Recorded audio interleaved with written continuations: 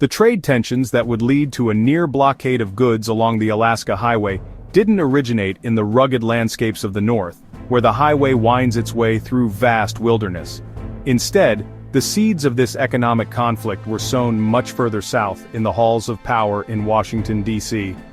In early 2018, the Trump administration, under its America First policy, announced the imposition of steep tariffs on steel and aluminum imports, citing national security concerns. These tariffs were not limited to adversarial nations, they also targeted close allies including Canada, a long-standing partner and neighbor. Canada, a major trading partner and the U.S. largest supplier of both steel and aluminum, found itself unexpectedly in the crosshairs of American trade policy.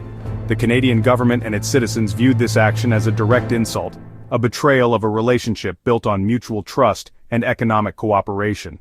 The tariffs, a significant 25% on steel and 10% on aluminum, represented a substantial barrier to trade, threatening to disrupt established supply chains and harm businesses on both sides of the border.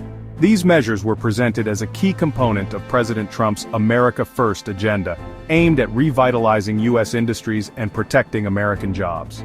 The announcement sent shockwaves throughout Canada, leaving many Canadians stunned and bewildered.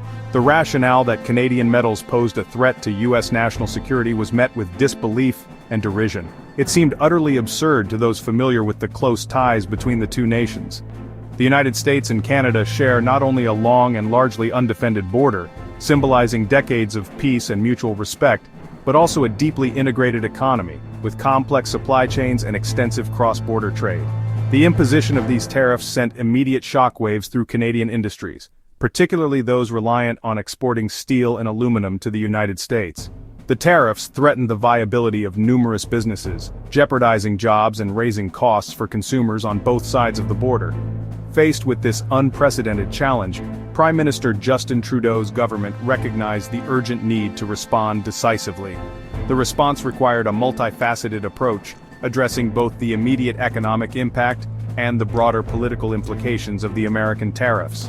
The stage was now set for a potentially damaging tit-for-tat trade dispute, with the risk of escalating tensions and further economic disruption. Both sides began digging in, preparing for a protracted battle over trade policy and economic sovereignty. The imposition of these tariffs threatened to unravel decades of carefully cultivated cross-border cooperation, potentially putting a vital and mutually beneficial economic partnership at serious risk. As tensions escalated, Canada quickly retaliated with carefully considered tariffs on a range of U.S. goods, aiming to apply pressure where it would be most keenly felt. These tariffs were strategically targeting products originating from politically sensitive states, regions where support for the administration's trade policies was already wavering. The goal was to create economic pressure that would translate into political pressure. But amidst the escalating trade war, a novel and somewhat unexpected idea emerged from British Columbia, offering a different kind of leverage. Premier John Horgan, recognizing the unique geographical position of his province, suggested that Canada could potentially charge a toll on the Alaska Highway, a move that immediately grabbed attention on both sides of the border. The Alaska Highway holds immense strategic importance, as it represents the only land route connecting the state of Alaska to the rest of the United States. A significant portion of this vital highway runs directly through the heart of British Columbia, placing the province in a unique position of influence. Further north, the highway also traverses the vast and sparsely populated Yukon Territory, adding another layer of Canadian jurisdiction to the equation. Horgan's proposal, while seemingly simple, carried a powerful underlying message. It was a clear warning, a calculated move designed to highlight the potential consequences of the ongoing trade dispute. The message was clear. If the U.S. continued to make it increasingly difficult and expensive for Canadian goods to flow south across the border, then Canada possessed the means to reciprocate, potentially making it more challenging and costly for Americans to travel north, particularly to and from Alaska.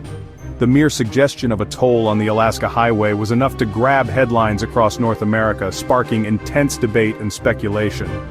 Unsurprisingly, the idea caused considerable alarm and anxiety among Alaskans, who rely heavily on the highway for transportation, commerce, and connection to the rest of the country.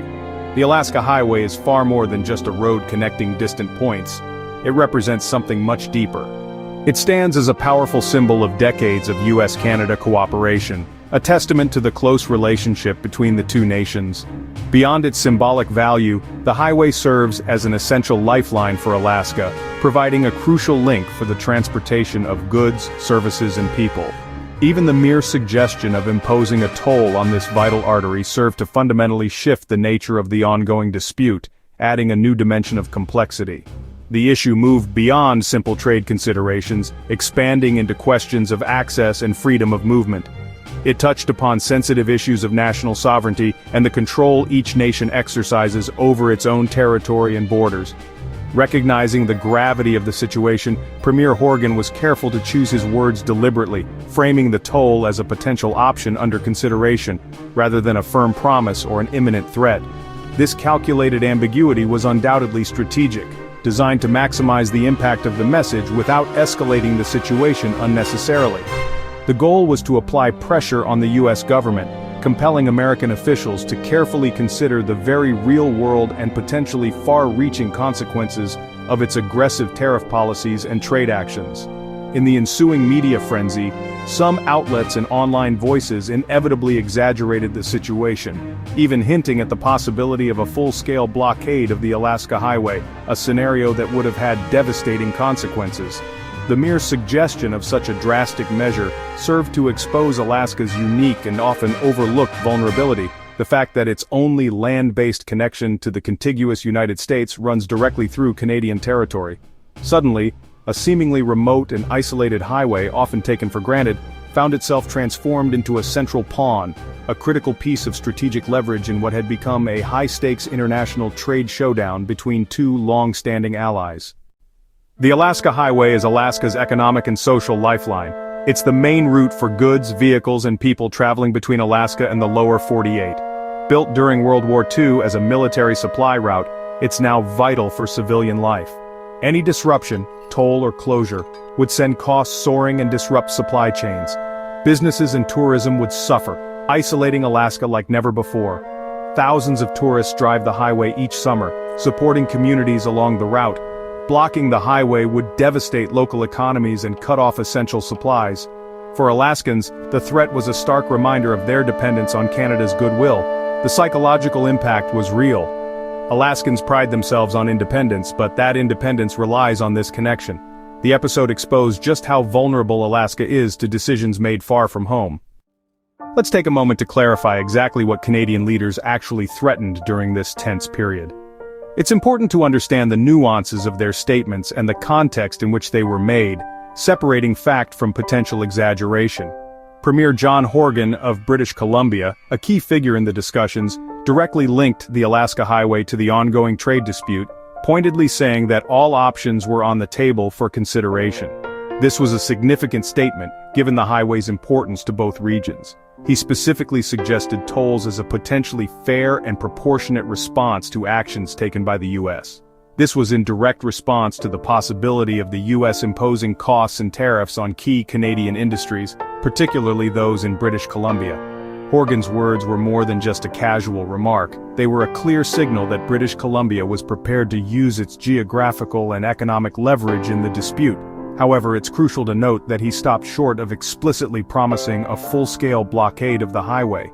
He was careful to keep the options open. Yukon Premier Sandy Silver, while also expressing frustration with the situation, urged caution and a more measured approach. He placed emphasis on the deep and long-standing ties, both economic and social, between the Yukon and Alaska, highlighting the potential negative consequences of rash actions. At the federal level, the government led by Prime Minister Justin Trudeau notably never officially endorsed the idea of tolls or blockades as a response. Instead, Ottawa chose to focus on implementing targeted tariffs on specific U.S. goods, rather than resorting to threats involving critical infrastructure. The federal government's strategy was to prioritize diplomacy and negotiation as the primary means of resolving the trade dispute, avoiding further escalation. The federal response was carefully measured and calibrated, with the ultimate goal of pressuring the U.S. to return to the negotiating table and find a mutually acceptable solution.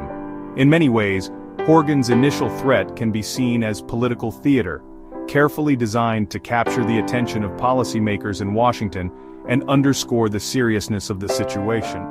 The federal government, on the other hand, had the responsibility of managing the broader and more complex relationship between Canada and the United States. This required a delicate balancing act, maintaining a firm stance on defending Canadian interests while also preserving avenues for diplomatic resolution.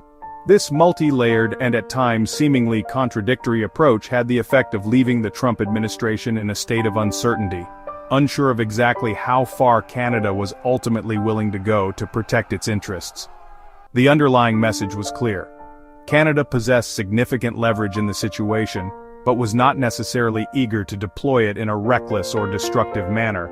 The threat was carefully calculated and strategically deployed, not a rash or impulsive decision, a warning shot across the bow, rather than a full-blown declaration of war. The toll threat sparked immediate concern in Alaska. Alaskan politicians from both parties condemned the idea, calling it a threat to their state's lifeline. The Alaska House passed a resolution urging both governments to resolve the dispute without harming cross-border ties. In Washington, the Trump administration stayed mostly silent, focusing on broader trade talks. Behind the scenes, diplomats worked to de-escalate, recognizing the real impact on Alaskans. The episode highlighted the disconnect between national trade policy and local realities. Alaskan leaders' outcry reminded everyone, trade wars have real local consequences. As the toll idea spread, social media distorted the story. Rumors of a total blockade and border closure went viral, stoking fear among Alaskans. Credible news outlets stepped in, clarifying that no law or policy had been enacted, just a political threat, not an imminent action. Some online posts even claimed Trump threatened military action, which was pure fiction. In reality, Trump's focus stayed on economic leverage, not military threats. The viral rumors fueled panic and hostility, making diplomacy harder. The episode was a lesson in media literacy. The gap between political posturing and online hysteria was vast. The real story was about economic hardball, not outright hostility. Misinformation risked damaging the goodwill between two friendly nations. The crisis exposed Alaska's real vulnerability, its dependence on a single land route through Canada. Most of Alaska's goods arrive by truck via the highway. Any disruption would be an economic shock. The dispute forced Alaskans to consider alternative supply routes and local production, but the dependence is mutual. Canadian communities along the highway rely on Alaskan tourism and commerce. A blockade or toll would hurt both sides, damaging local economies in Canada as well. The episode highlighted the deep integration of the region's economies. Business leaders and local officials knew a prolonged conflict would be a lose-lose scenario. The mutual reliance was a powerful incentive for both countries to de-escalate. The Alaska highway crisis ended not with confrontation, but with diplomacy. Premier Horgan's threat raised the stakes, but the real solution came from high-level trade talks. The US, Canada, and Mexico negotiated a new trade deal, the USMCA, replacing NAFTA. In May 2019, the US lifted its tariffs. Canada and Mexico dropped their retaliatory measures. With the tariffs gone, talk of tolls vanished. The highway remained open, and the crisis faded quietly. The resolution showed that diplomacy and economic sense can prevail, even in tense moments. The highway threat became a footnote in a much larger story of continental trade. The Alaska highway episode is a lesson in cooperation between close neighbors. Trade disputes can quickly spill over, threatening vital infrastructure and relationships. The US learned Alaska depends on Canadian goodwill. Canada saw its own communities benefit from American commerce. Mutual reliance acts as a check on conflict, pushing both sides toward compromise. Political rhetoric may grab headlines, but practical needs usually win out. Leaders must weigh the real consequences of their words and actions. The story is a reminder. Trust and open borders are the foundation of US-Canada prosperity. Maintaining this partnership requires constant dialogue, respect, and a commitment to peaceful solutions.